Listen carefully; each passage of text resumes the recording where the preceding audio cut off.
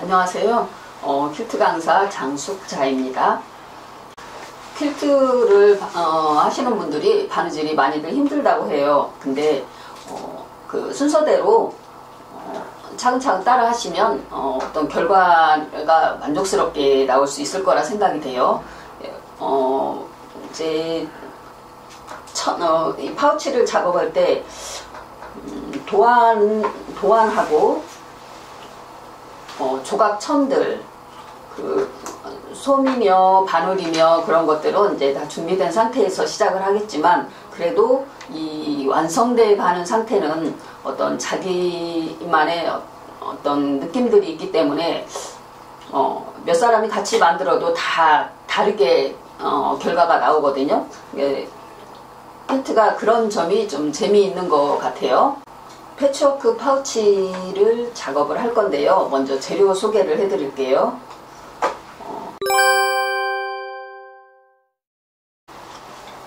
자, 종이 조각이 있어요. 이거는 사이즈가 5 곱하기 5cm거든요. 이게 가로로 4장이 있는 거고 세로로 5장인 거예요. 그러면 5cm니까 가로가 20이 되고 세로가 25가 됩니다. 이 사이즈가 이렇게 한쪽은 패치가 붙어서 20 곱하기 25가 되는 거고, 한쪽은 그냥 원천 자체가 20 곱하기 25가 돼요. 그래서 위아래로 이런 완성된 상태가 되는 겁니다. 그럼 조각이 연결되는 부분에서 그 자체가 사이즈가 나오는 거예요. 자, 20 곱하기 25 완성된 사이즈입니다. 자, 그러면 천을 이제 연결을 해 보겠습니다. 도안을 해놓은 상태에서 5cm 두 개가 지금 나왔어요. 그거를 거천끼리 마주 봅니다. 거천끼리 마주 보고, 자, 핀 고정을 해놓은 상태로, 자, 바느질은 1cm 간격에 3mm가 3개 들어가면 되거든요. 그러면 어떤 분들은 바느질 땀을 조절을 할 수 없다고 하거든요. 근데 처음에는 좀 힘들 수 있어요. 근데 하다 보면 자기만의 땀도 바느질이 만들어집니다. 자, 지금 보이실지 모르겠지만 이렇게 지금 한쪽을 핀 고정한 상태 부분만 지금 바느질이 끝났어요. 그럼 핀을 빼시고 얘를 거천에서 펴보세요. 펴보시면, 자, 5cm 간격에 두 개가 이렇게 붙어 있습니다. 그러면 여기는 그냥 이 상태로 놔두는 게 아니고 손톱 다림질이라고 해서 이렇게 꺾어줍니다. 손톱으로 눌러서 꺾어줍니다. 자, 그러고 나면 얘가 다림질을 한 것처럼 이렇게 완성이 돼요. 자, 앞면과 뒷면입니다. 이렇게 만들어지겠죠? 그러면 천 조각을 이제 연결을 해 보겠습니다. 자, 세로 먼저 연결을 하시는데, 자, 집에 사용하시는 30cm 자가 있을 거예요. 그러면 1cm보다 약간 적게 7mm 정도를, 1cm는 너무 시접이 크게 나오기 때문에 바느질이 불편하시거든요. 그래서 7mm 정도를 그어준 선이 이제 바느질 선이 되는 겁니다.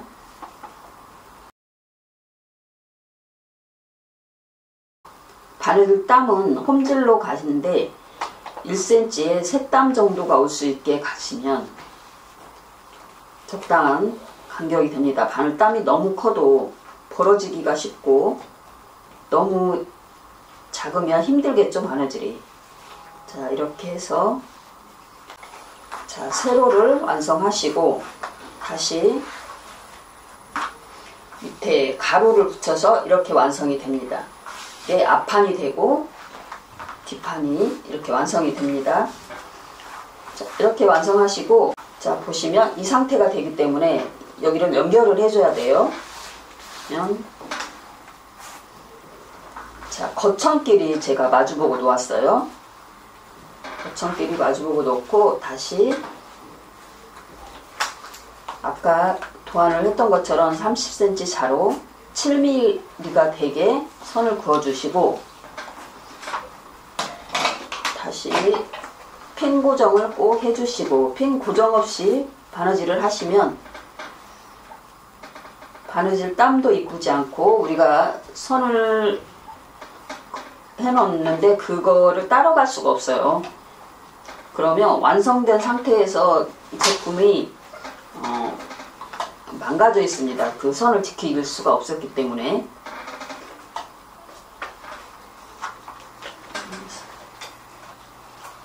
자, 바느질은 똑같은 방법입니다. 품질로 3땀 정도 가서, 자, 바느질이 다 된 상태가 되면 이렇게 연결이 됩니다. 자, 얘를 이제 파우치를 만들기 위해서 솜과 안감이 필요하겠죠. 자, 먼저 솜을 먼저 깔고, 안감은 거천의 거천과 안감의 거천이 서로 마주보게 지금 그렇게 지금 놓아져 있죠. 그래서 겉감이 뒤집어진 상태에서 바느질이 돼야 됩니다. 자, 이런 상태로 해서 옆선에 창구멍을 놔두시고, 그러면 시작이 여기가 되겠죠. 옆선이 되겠죠. 시작점에서 홈질을 시작을 해서 한 바퀴를 돌아서 7cm가량을 남기고 여기에서 멈춥니다. 그럼 이 간격이 창구멍이 되는 거예요. 창구멍은 바느질이 끝나면 얘를 거천으로 뒤집어줘야 돼요. 뒤집어주기 위해서는 다 막아버리면 뒤집을 수가 없겠죠. 그래서 그 부분을 남겨놓는 거예요.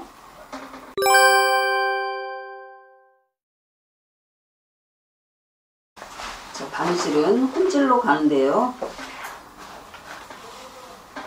너무 헐겁지 않게 간격을, 적당한 간격을 1cm에, 이 두께면 한 보통 3mm 정도면 1cm에 3땀 정도가 가겠죠.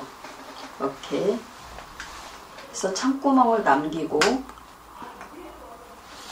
바느질을 완성을 합니다.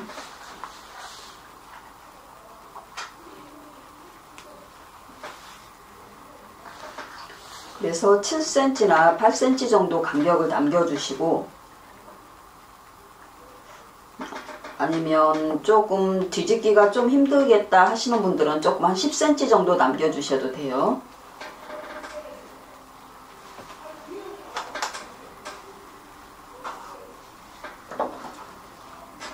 자, 바느질은 여기에서 끝났습니다. 그러면 자, 이렇게 뒤집어 보시면 천과 솜이 같이 붙어 있어요. 그러면 이 솜은 잘라내야 되는 거예요. 솜은 바짝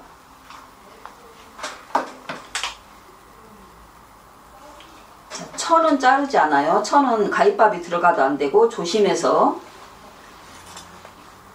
솜만 바느질 선에 가깝게 아주 타이트하게, 자, 천을 뒤로 밀어가면서 이렇게 솜을 잘라냅니다. 잘라내시고 나면 이렇게 되는데, 이 부분에 우리가 바느질을, 창문을 남겨놓고 했어요. 바느질을 이 부분으로 안감과 겉감이 서로 다른 방향이 가도록 뒤집어 줍니다. 뒤집었을 때는 멀리 있는 것부터 뒤집어줘야 얘가 쉽게 빠져나옵니다. 자, 멀리 있는 걸 잡아서 밀어 넣어줘요. 그래서 한쪽 빠져나오고,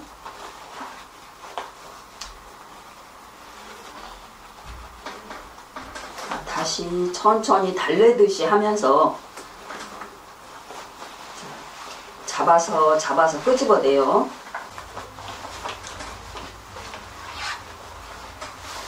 이렇게 하시고 나면 아마도 끝에 이 각진 부분들은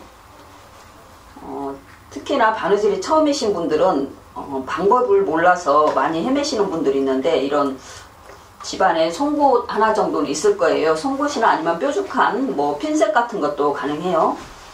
자, 끝을 잡고 이렇게 살살 달래면서, 너무 바짝 세게 당겨버리면 천이 손상이 가겠죠. 뜯어지고 바느질이 뜯어지고.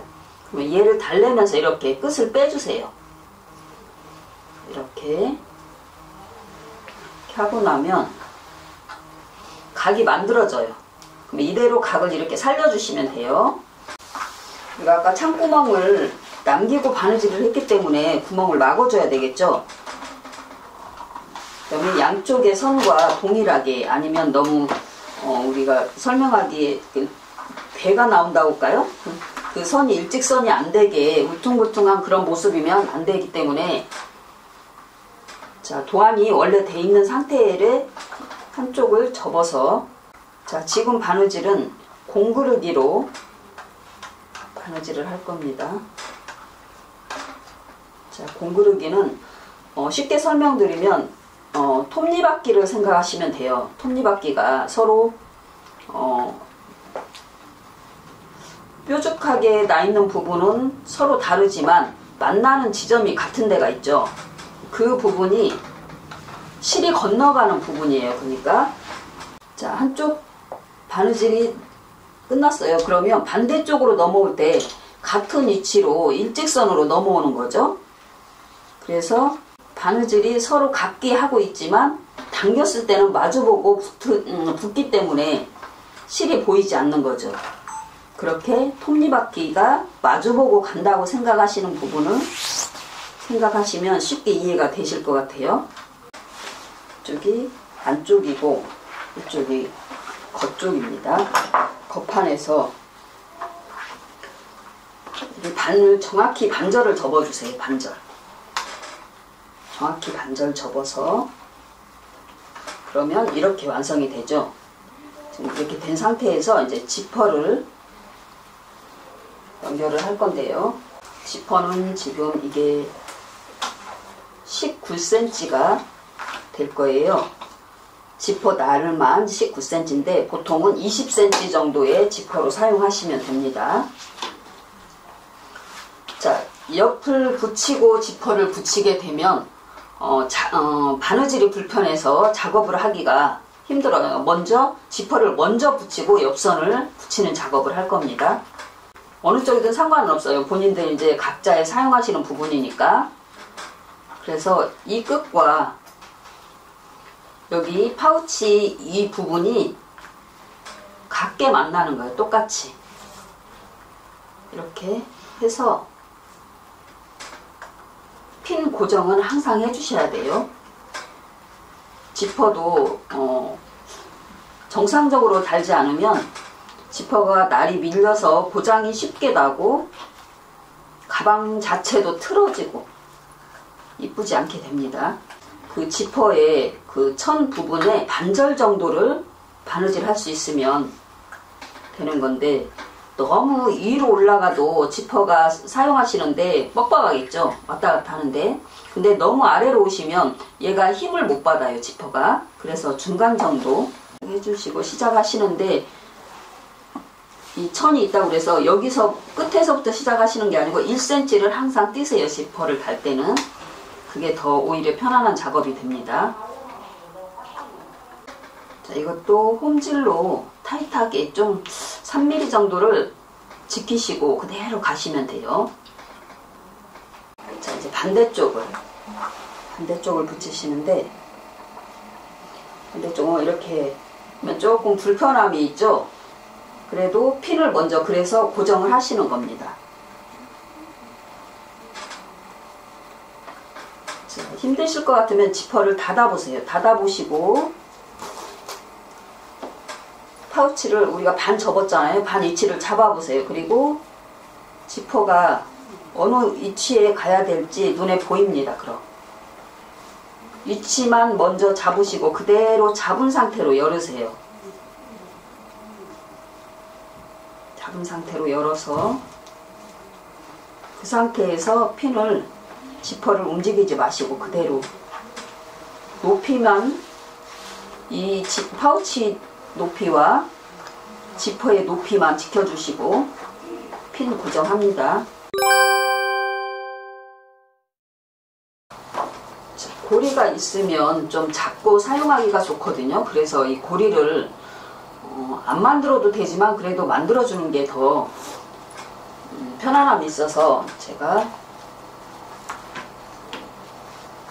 고리를 만들 건데요. 고리는 아까 지퍼를 다는데 여기 1cm 정도를 떼어냈을 거는 좀 띄고 바느질을 했어요. 우리가 그러면 그 지퍼 끝과 그 간격이 남아 있거든요. 이 부분을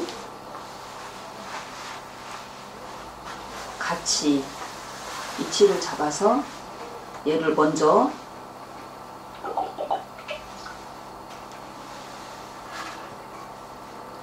넣고 작업을 해주시면 됩니다.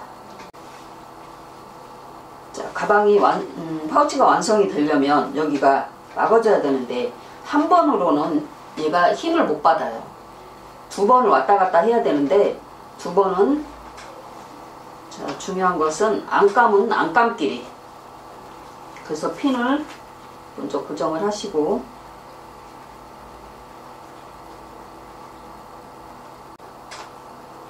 이거는 아까 창구멍을 막았던 바느질처럼 공그릇입니다.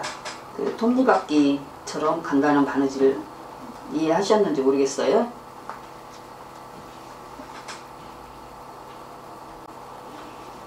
자, 안감만 바느질을 하게 되면 이렇게 거처는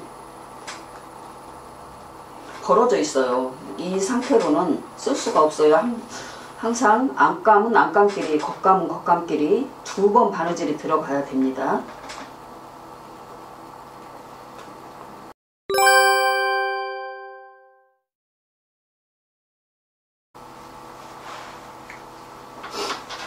자, 여기서 보시면